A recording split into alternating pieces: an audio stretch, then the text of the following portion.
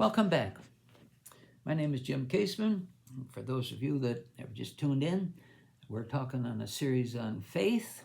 And the way we're emphasizing the subject on faith in this series is taking different subjects out of the Bible and showing how we have to apply our faith to each and every one of these subjects. In this case, we've been talking now for some time about the reverential fear of God.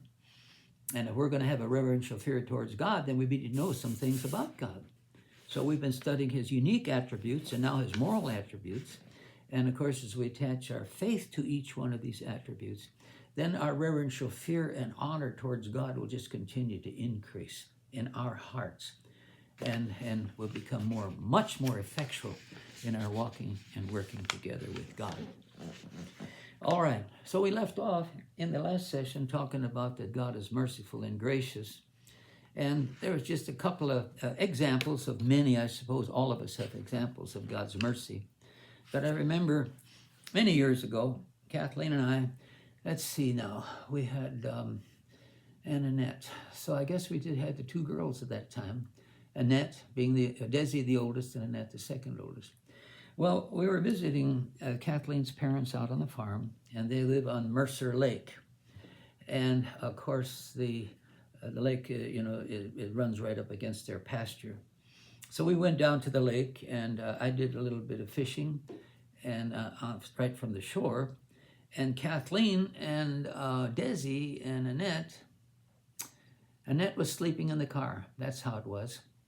And so Desi and Kathleen rather, they were fooling around with this air mattress, on the lake.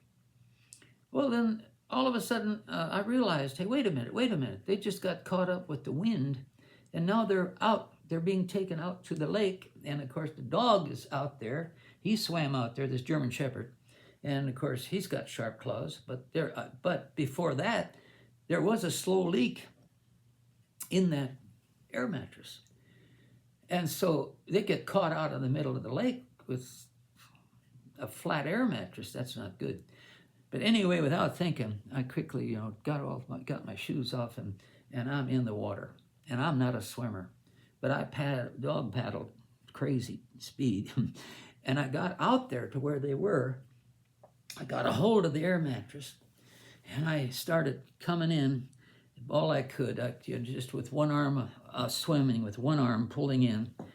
And I tell you, I just put everything into it I had, because it was really windy, and to get them back to the shore safely.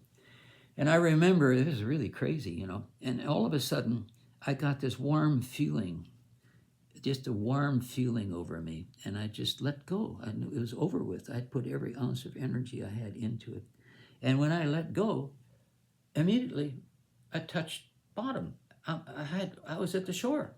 We made it to the shore.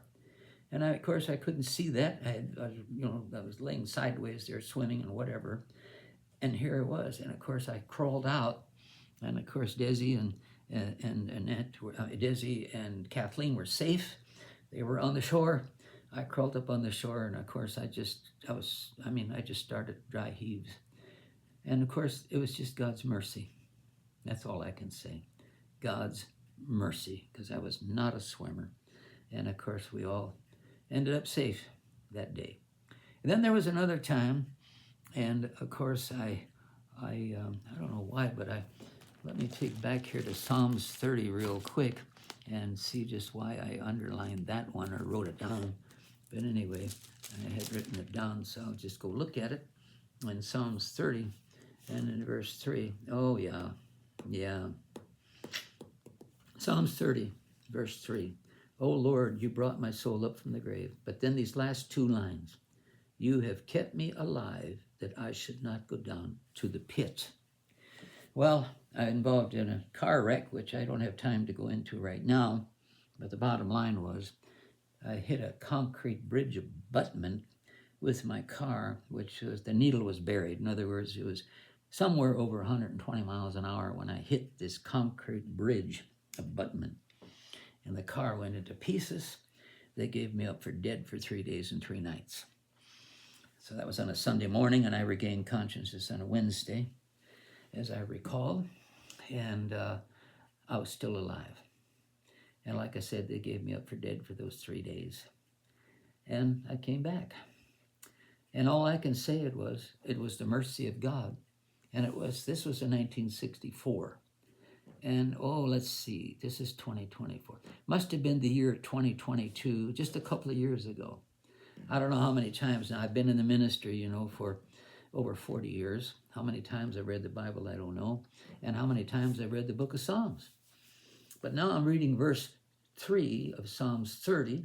And now for the first time, now that I'm reading this, these last 2 lines leaped off the page, where it says, "You have kept me alive, that should not go into the pit." And I saw, "Jim, I kept you alive, that you should not go down into the pit." Oh my God.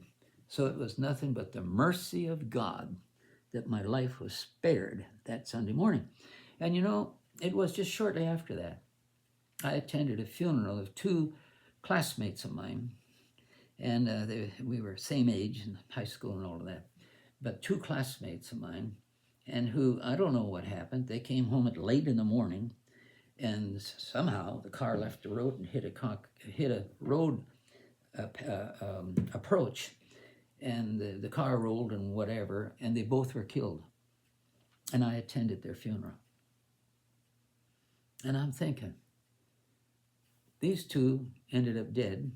I ended up alive. And I don't know the situation with them. I can't say what happened or whatever. And but I was kept alive. They weren't. And boy, I tell you, I just felt so guilty. And I wanted to die. They didn't. And so, but anyway, the mercy of God. And so I was kept alive back in 64, so I should not go down into the pit. And now we're talking, my goodness, 50 years later or so. All right, so God is merciful and He is gracious. Well, then we know that God is compassionate. And we can look at a lot of scriptures on compassionate. It means to feel sorrow for someone else's suffering with a desire to help. And out of God's compassion for humanity, He provided forgiveness and salvation through Jesus Christ. He had compassion on the human race, even though the whole human race was sold out to Satan as a result of what Adam did in the Garden of Eden. We all took on the nature of death. And yet God had compassion on us. So He sent Jesus into this world. God so loved the world, He gave His only begotten Son, whosoever believes shall perish but have everlasting life. Likewise, Jesus, the Son of God, showed compassion for the crowds when He preached the gospel to the poor, proclaimed freedom for the prisoners, and recovery of sight for the blind, and released the oppressed. And of course, we can read all of those scriptures too, and which we will endeavor to do, and then we'll finish it on the next. I don't know how to do this. God's compassion. Thank God for His compassion. Means to feel sorrow for someone else's suffering and with a desire to help. So God felt sorry for the human race, even though they rebelled against Him. And He had such compassion that He sent His Son to die for us and go to hell for us and suffer the wrath and judgment of God for us, so we wouldn't have to, all because of God's compassion. Well, we need to look at some of the scriptures, but we won't have time to do it in this 10-minute section. So we're going to close this, and then we're going to pick it up in the next session by looking up at the different scriptures and seeing what the Word has to say about God's compassion for us. Meanwhile, we're going to have compassion on the people in our lives as well, won't we? Because these are moral attributes. Not only is God compassionate, but we are. But again, His level of compassion is far above ours. We're compassionate, but we can never be compassionate as God is. God is God, and we are people. Amen. Amen. We're not God. All right, be blessed, and we'll talk to you in the next session.